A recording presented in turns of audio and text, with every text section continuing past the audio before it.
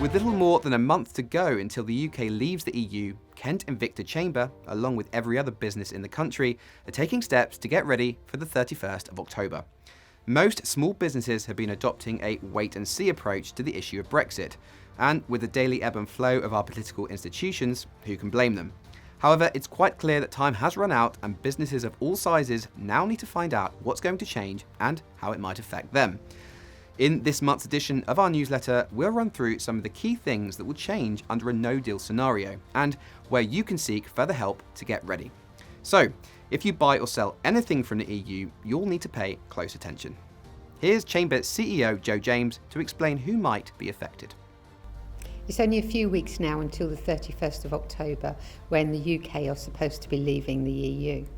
Will we leave with a deal? Will we have an extension or will we come out? Or some would say, will we come crashing out? Hey, I don't know the answer to that any more than you do. And actually that's not something that's in my control or yours, unfortunately. But actually one thing that is in our control is actually, are we planning? Are we prepared for coming out of the EU without a deal? Actually, I just look at the statistics from our latest survey. Actually, it shows that 41% of businesses have made no preparation for a no-deal scenario. And I think the problem there is people presume that if you don't export, it doesn't bother you. But actually, that's not the case. If you import goods, you're going to have customs declarations. If you employ EU workers, you're going to have legislation that affects you. If you transfer data between the EU and the UK, again, that's going to affect you. So I think the best thing that businesses can do now is actually really take serious their preparations. As I said already, 59% have done nothing. And actually what those 59% should be doing is going onto the .gov website, 6 simple questions to answer, and it will tell you then if your business is affected and what you need to do. All right, it's not going to be easy. They're going to be fact sheets with all EU law.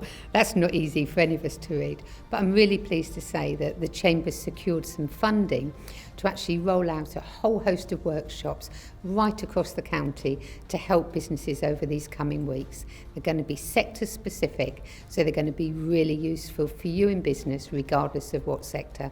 So my urge to you is go onto the .gov website, answer those few simple questions there and start your planning. Then keep a lookout for the Chamber website and make sure you book onto one of our workshops. And let's all be prepared, whatever the eventuality. Many of the companies I've spoken to in Kent already about Brexit have given me the answer that we don't export to the EU, therefore Brexit's not going to affect us.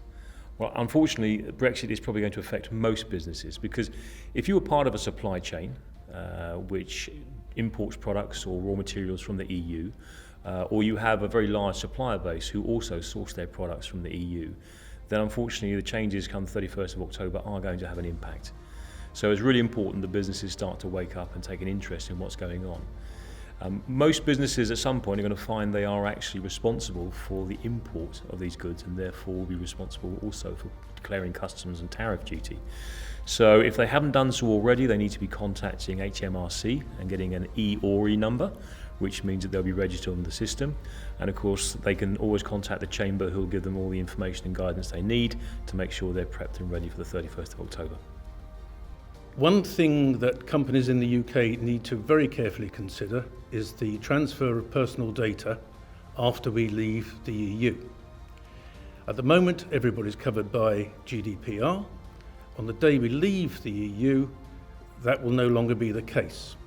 EU companies transferring personal data outside of the EU need to have additional clauses written into their contracts that safeguard the transfer of that data. If you're based in the UK and you're trading and receiving data from the EU, you need to ensure that your contracts with whoever's sending you data are amended to have additional clauses put in place called standard contractual clauses. So that will cover you to then receive data from the EU, or it will cover the EU-based company to send you that data. You can get information and standard clauses on the ICO website, the Information Commissioner's Office, details as below. Hopefully this information has given you a head start on what you need to be acting on, and of course, if you have any questions, please get in touch. Finally, a quick look at some of the Chamber events coming up in the next few weeks. On the 11th of October, we have the Growth of Ashford seminar. This seminar will focus on key issues surrounding the growth and current developments in and around Ashford. We'll examine how these will affect commercial life, illustrate how the council intends to unlock major opportunities and deliver new jobs, housing, retail, business and cultural facilities along with timescales. And on the 18th of October, we'll be hosting the By Sea seminar. Representations for the Southeast Asia Chambers will be visiting Kent to offer one-to-one advice on the opportunities available to Kent businesses in their region. To find further details on these events, please visit our events page on the Kent Invicta Chamber website. This video newsletter was produced by the Video News Company, a chamber member based in Chatham, specialising in affordable video production and video production training. Contact them using the contact details below and receive a substantial chamber discount. Well, that's all for this edition of Kent Invicta Chambers newsletter. Thank you for watching.